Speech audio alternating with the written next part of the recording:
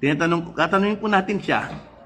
Ito ha, magsilbing ano to, paalala po namin ito sa OWA para po sa mga nagtatrabaho sa abroad. Kasi ang atin po, iniiwasan po natin na mapahamak po kayo. Paano po mapunta kayo sa mga pasaway na employers? Katulad po nito. Hindi po tourist ang visa niya.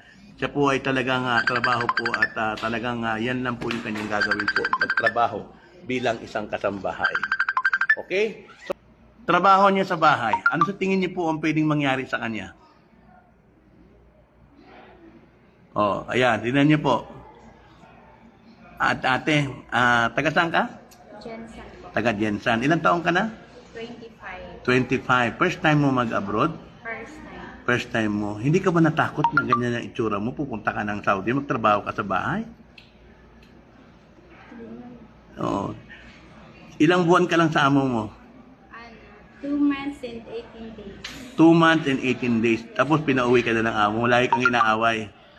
Na testelo siguro yung amo mo siguro sa iyo. Ano ang mga experiences mo doon? Buti wala pa nangyayari sa iyo. Pero meron ka na ba nararamdaman? Oo, yung kasi yung tatay lapit ng lapit, tapos pumupunta sa kusina kahit lumalabas ako, sumusunod din naman.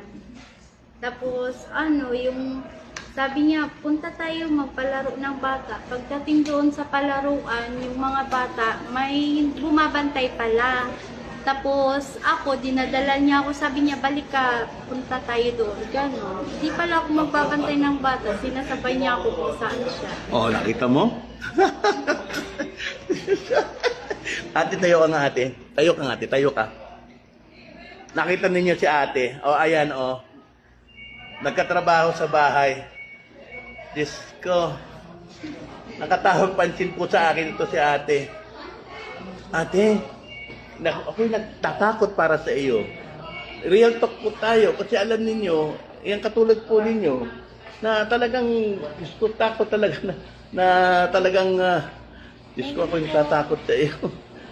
So, ngayon, bukod doon, ano pa yung mga naranasan mo? Yun lang. Tapos yun, pag umuwi, kasi pinauwi ng Pinauwi na ng amo. Opo, ng babae. Ay, oo, natatakot sa iyo, nagselos sigurado yun. Tapos sabi ng babae, balik ako ng agency. Pero sabi ng tatay, hindi daw ko payag. Uwi na ako ng Pinas.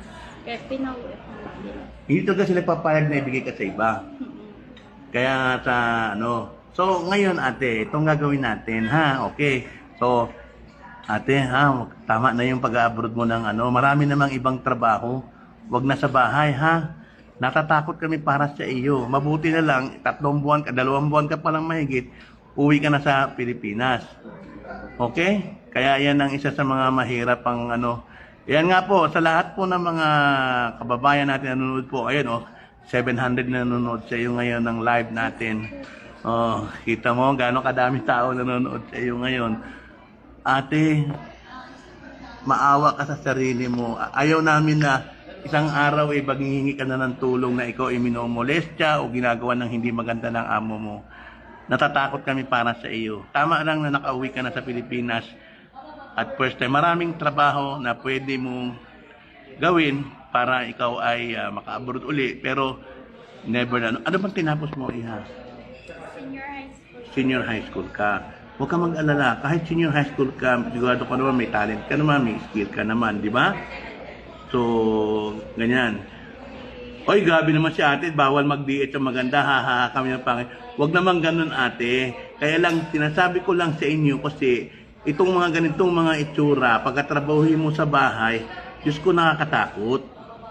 Di ba? Wala naman ako sinabing yung pangit hindi magtatrabaho. Wala naman ganoon. Kayo talaga. Kaya lang, mahirapan lang tayo kasi si ate may apil no? Ano ang apil niya eh. Oh, kailan ka dumating? Kanina? Kanina. So, naiwanan mo na yung arrival stamp mo? Pinakuha na. Papanin ng So, ayan lang. So, ayan po. So, sa mga kababayan ko, ayan, 700 na yung nanonood sa live sa iyo. Sa lahat po ng mga nagtatrabaho, mga kababayan ko po, kung kayo po